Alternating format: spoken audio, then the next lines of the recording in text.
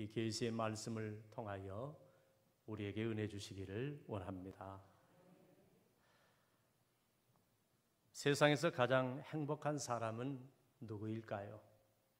늘 감사하며 사는 사람입니다. 선생님 감사합니다. 여보 감사해요. 권사님 감사해요. 목사님 감사합니다. 감사하는 사람이 행복한 것입니다. 감사하면 마음이 넉넉해지고 풍성해지거든요. 존 밀러라는 사람은 사람이 얼마나 행복한가는 그의 감사의 깊이에 달려 있다고 했습니다. 또 윌리엄 로우라는 사람은 만족과 행복을 가장 빠르게 찾는 비결은 범사에 감사하는 데 있다고 했습니다. 여러분, 행복한 사람들의 공통점은 항상 감사가 풍성하다는 것입니다. 행복하기를 원하십니까? 그러면 진실로 감사하는 성도들이 되시기를 바랍니다. 부모님의 은혜에 감사하는 성도가 되시기를 바랍니다. 선생님의 은혜에 감사하는 성도가 되시기를 바랍니다. 주의 종의 은혜에 감사하는 성도들이 되시기를 바랍니다. 무엇보다 하나님의 은혜에 감사하는 성도들이 되시기를 바랍니다. 여러분이 다니고 있는 이 교회에도 감사하는 성도가 되시고 우리가 속한 대한민국 국가에도 감사하는 성도들이 되시기를 바랍니다. 모든 삶에 감사하는 성도들이 되시면 하나님께서 여러분의 인생을 넉넉하고 풍성한 마음과 행복으로 가득 채워 주실 줄로 믿습니다. 우리 예수님 믿는 사람들이 불신자와 다른 점이 있다면 예수님 믿는 사람은 하나님의 은혜에 감사를 하며 산다는 것입니다. 모든 사람들이 똑같이 하나님의 은혜를 받고 살아가지만 세상 사람들은 하나님의 은혜를 모르고 그 은혜에 감사할 줄을 모릅니다. 그러나 예수 믿는 사람들은 항상 하나님의 은혜를 잊지 않고 감사하며 살아가는 것입니다. 사람은 감사를 하며 살 때 모든 것이 좋아지는 것입니다. 여보 감사해요. 아들아 고맙다. 감사하다. 성도님 감사합니다. 이렇게 감사하며 살아갈 때 개인도 행복해지고 가정도 행복해지고 내가 하는 그 감사 때문에 다른 사람들도 함께 행복해지는 것입니다. 이처럼 감사는 능력이 있습니다. 마음을 따뜻하게 하는 능력이 있습니다. 감사는 효력이 있습니다. 다른 사람을 웃음 짓게 만드는 효력이 있습니다. 감사는 치료약과 같습니다. 감사는 하나님이 주신 놀라운 하나님의 치료약입니다. 감사는 내 마음을 치료하고요. 내 삶을 치료하고요. 내 영혼을 치료하는 하나님의 능력이 있습니다. 감사는 하나님이 주신 우리 인생의 만병통치약인 것입니다. 감사는 암도 치료합니다. 어느 교회 목사님 사모님이 병원에서 위암 판정을 받고 충격을 받아 입을 굳게 다물고 미움도 입에 대지 않았습니다. 한창 나이에 그것도 주의 종의 사모가 되어 주의 일을 열심히 해왔는데 하나님이 은혜를 주시지 않는 것 같아서 너무나 속상했습니다. 그리고 남편에 대한 원망이 쌓여갔습니다. 이상하게도 여자들은 좀 안 된다 싶으면 웃는 분들은 벌써 다 하셔요.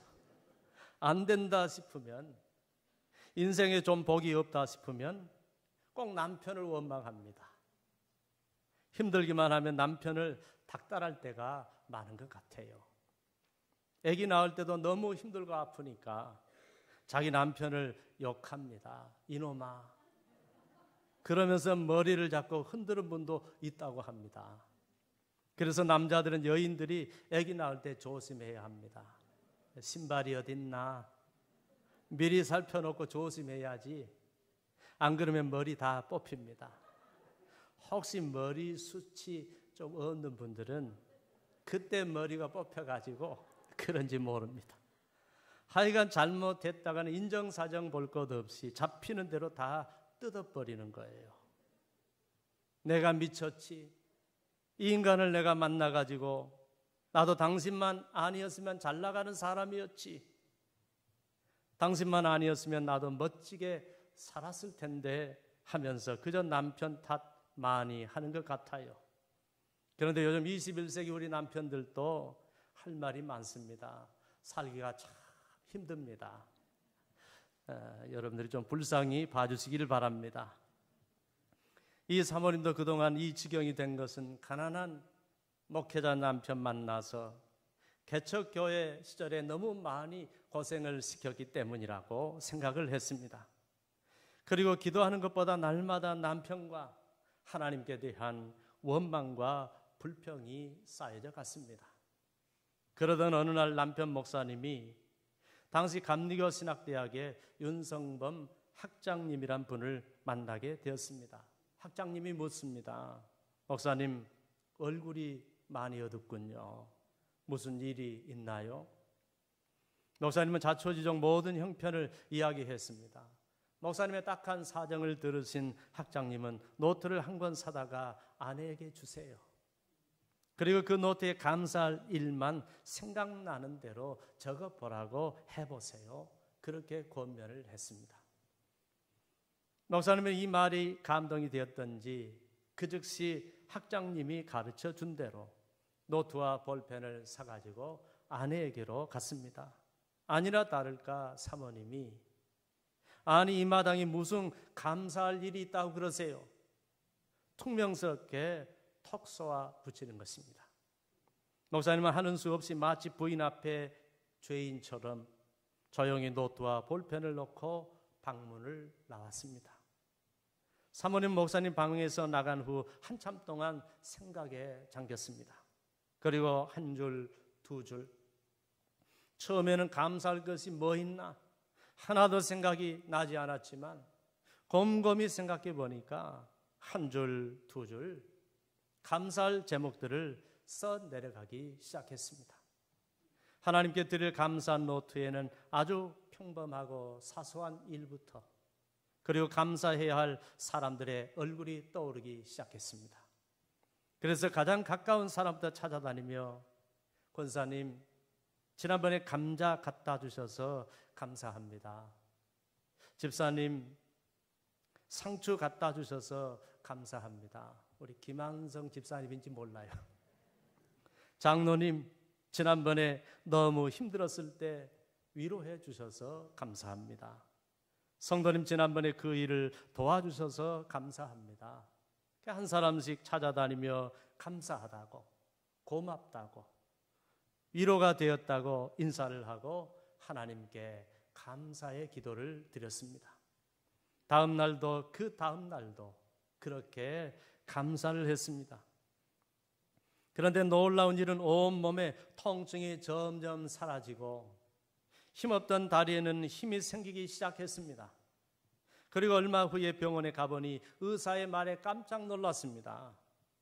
왜냐하면 암세포가 모두 다 사라졌기 때문입니다.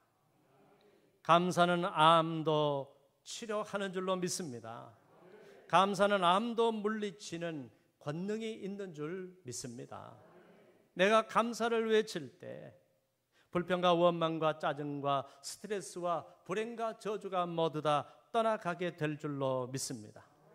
질병도 다 떠나가게 될 줄로 믿습니다. 내 인생의 빈 노트에는 무엇을 써야만 할까요? 감사를 쓰시기를 바랍니다. 그 감사가 우리의 삶을 모두 치유해 주실 줄 믿습니다. 놀라운 것은 감사는 신경쇠약과 정신병도 치유하는 능력이 있습니다.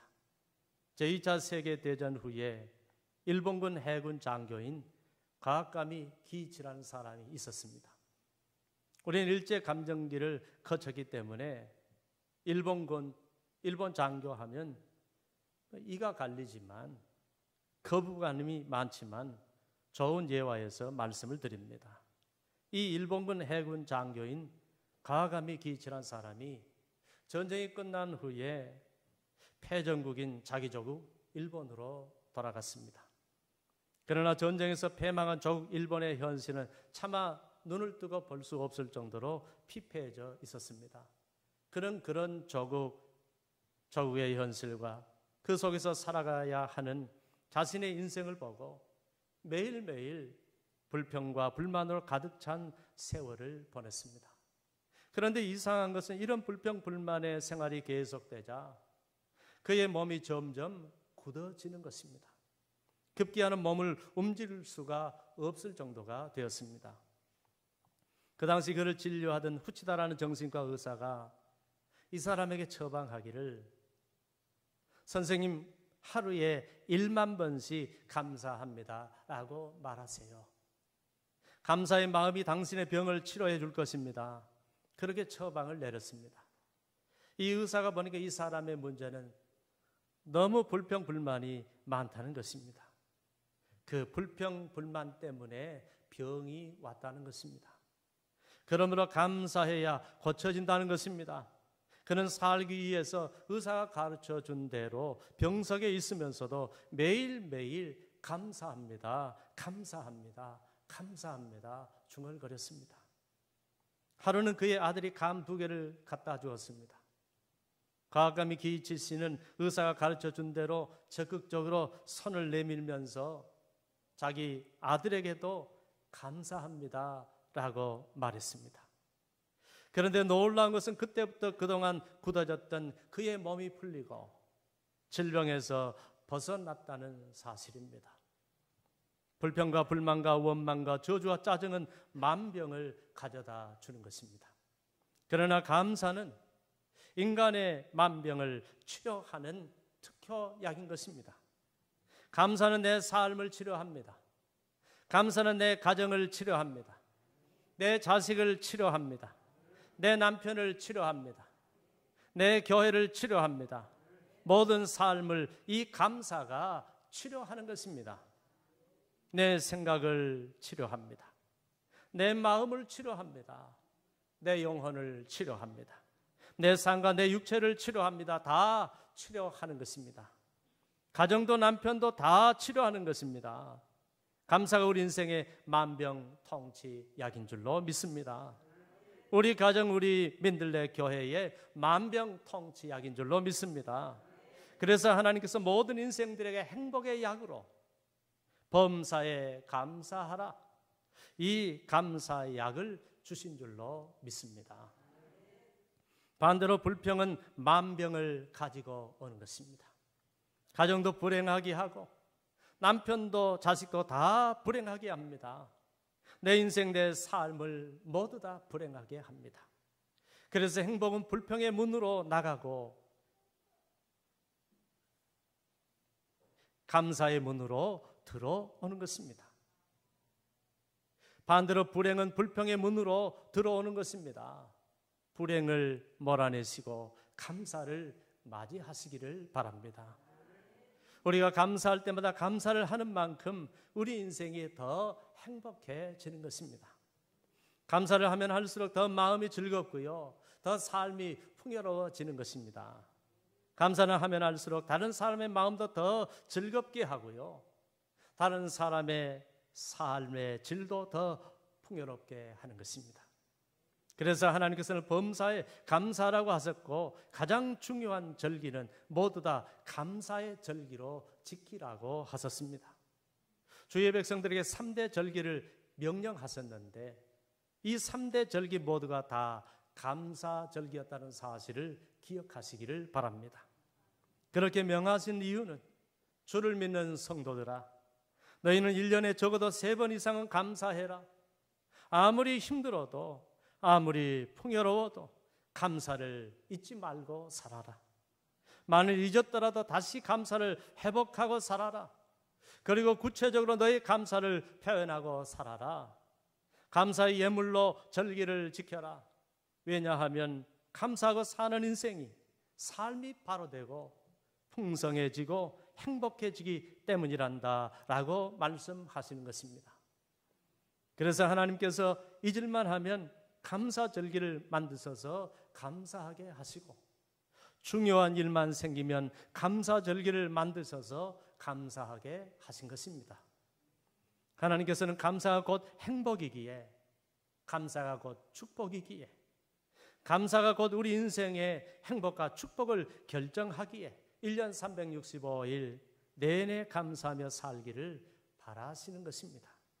사랑하는 여러분, 1년 365일 내내 여러분 입술에 감사를 달고 살아가시기를 바랍니다.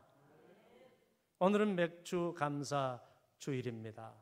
당연히 감사절기이지요.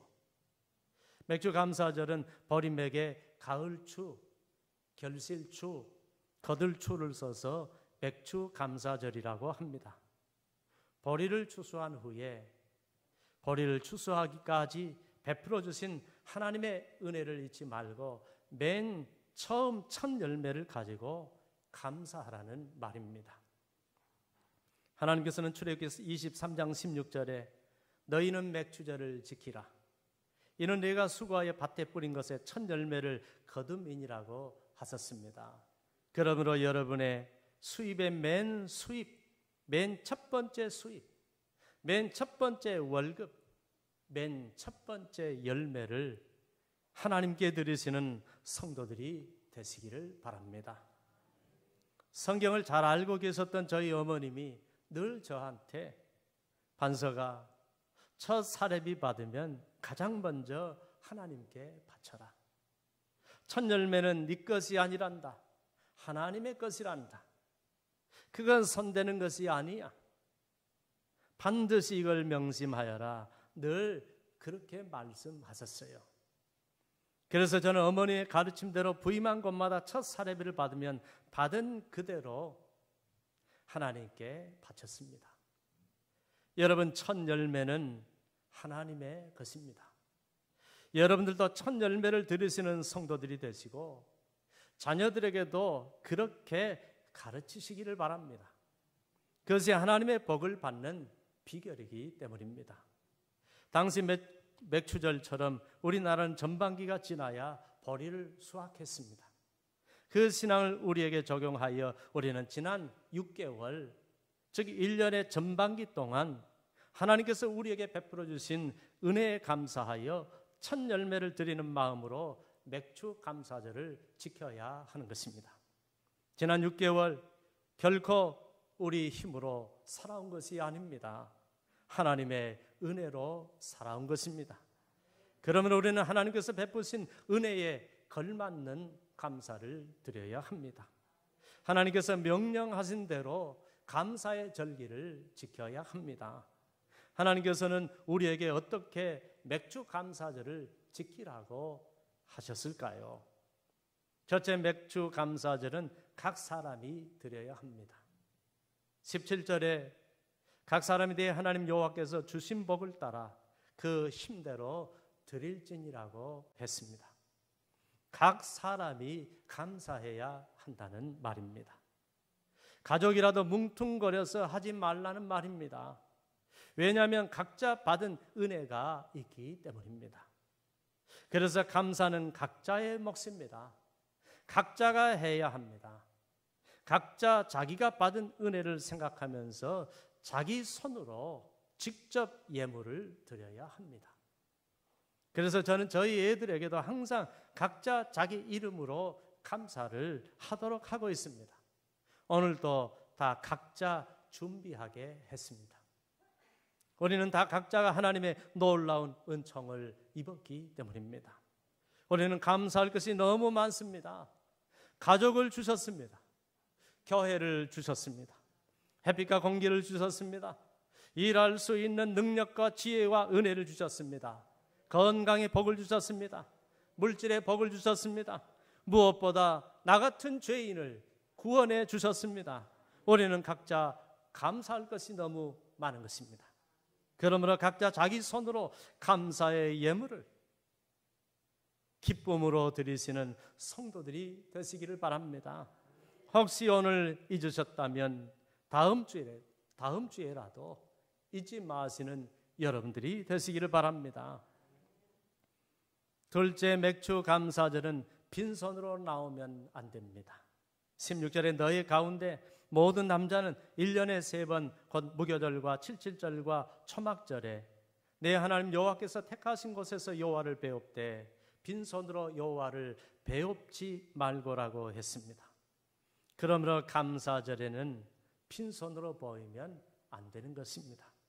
그 사람은 감사를 모르는 사람입니다. 감사할 줄을 모르는 것입니다. 감사는 행동이 따라야 합니다. 우리가 받은 은혜가 얼마인데 어떻게 빈손으로 나올 수가 있겠습니까? 하나님은 감사를 잊지 않을 때 더 큰 감사를 주시고 감사를 잊지 않을 때 또 다른 감사를 주시는 분이심을 믿으시기 바랍니다. 세 번째 맥주 감사는 하나님이 주신 복을 따라 저마다 그 힘대로 드려야 합니다. 17절에 각 사람이 내 하나님 여호와께서 주신 복을 따라 그 힘대로 드릴지니라고 했습니다. 또 10절에는 너희는 7절을 지키되 내 하나님 여호와께서 내게 복을 주신 대로 내 힘을 헤아려 자원하는 예물을 드리라고 했습니다. 우리는 여호와께서 주신 복을 따라 우리의 힘껏 감사의 예물을 드려야 합니다. 우리는 받은 은혜가 너무 크기 때문에 인색할 수가 없는 것입니다. 억지로 바칠 수가 없는 것입니다. 눈치 보고 드릴 수가 없는 것입니다. 비교해서 드릴 수가 없는 것입니다. 나에게 주신 은혜에 걸맞게 드려야 하는 것입니다. 그래서 각자 여호와께서 주신 복을 따라 내 힘을 헤아려 자원하는 예물을 드리라고 하신 것입니다. 우리는 이미 받은 복을 세어보아야 합니다. 우리 인생의 빈 노트에 내가 받은 복을 적어보아야 합니다. 그리고 그 은혜에 걸맞는 감사를 기꺼이 드려야 합니다. 엄청난 재력을 가진 사람이 드리는 헌금과 정말 먹고 살기 힘들 정도로 가난한 사람이 드리는 헌금은 같을 수가 없는 것입니다. 중직자와 서리집사가 새신자와는 같을 수가 없는 것입니다. 큰 은혜를 받은 자와 적은 은혜를 받은 자는 같을 수가 없는 것입니다. 자기의 신앙과 형편과 감사의 크기를 외면하고 인색함으로 드릴 때 그 예물은 외면받을 수밖에 없는 것입니다. 우리는 각자 주신 복을 따라 우리의 직분에 걸맞게 거기에 걸맞게 힘대로 예물을 드릴 때 하나님께서 합당한 예물로 받아주시고 정성스러운 예물로 받아주신다는 사실을 기억하시기를 바랍니다.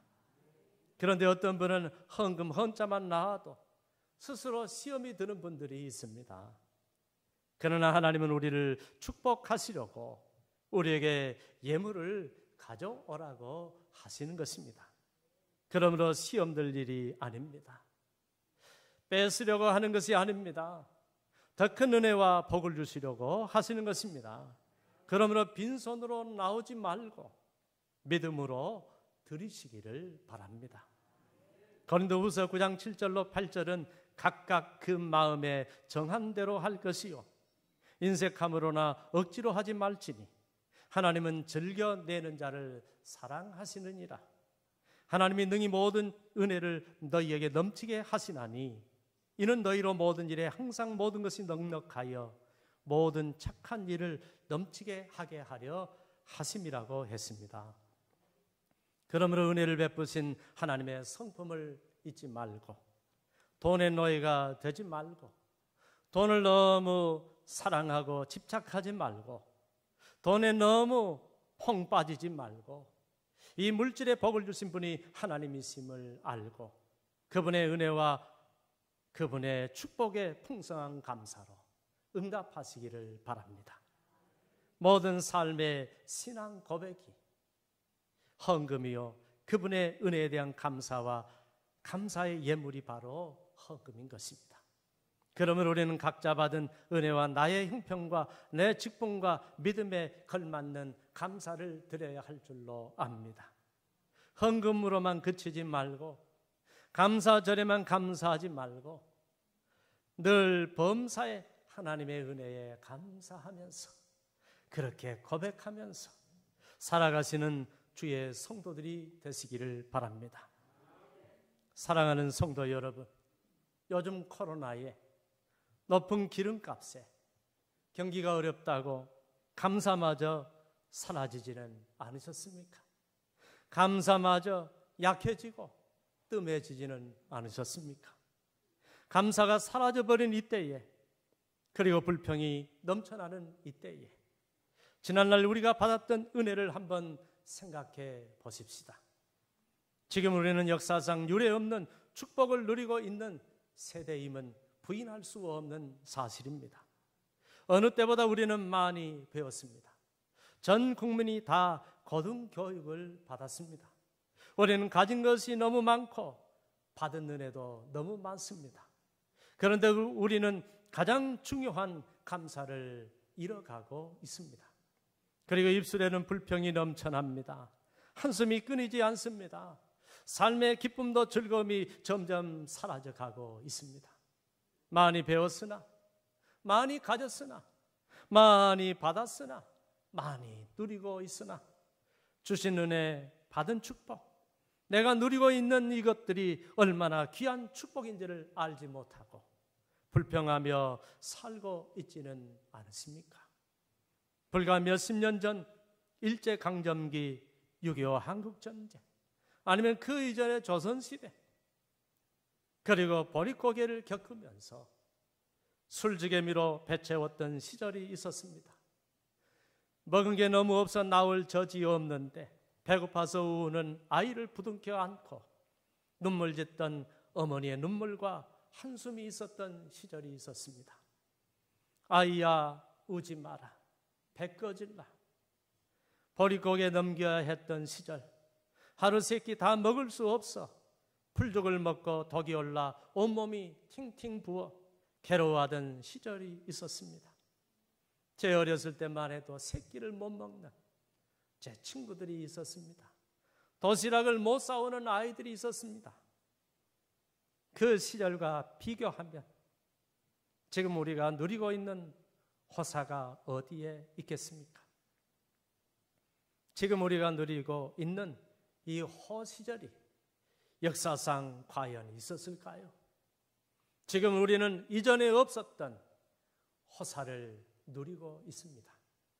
우리는 아무리 가난해도 굶지 않을 수 있고, 가난한 서민들이라도 세끼 쌀밥에 고기를 먹을 수 있고, 아프면 건강보험이 되어 국가에서 치료해주고, 코로나에 걸려도 국가 의료체계가 나를 돌봐주고, 동네마다 교회가 서서 복음 듣고 구원받고, 지금 이렇게 에어컨이 빵빵하게 나오는 예배의 자리, 은혜의 자리에 이렇게 앉아 있을 수 있으니 이 얼마나 우리가 복을 많이 받았습니까?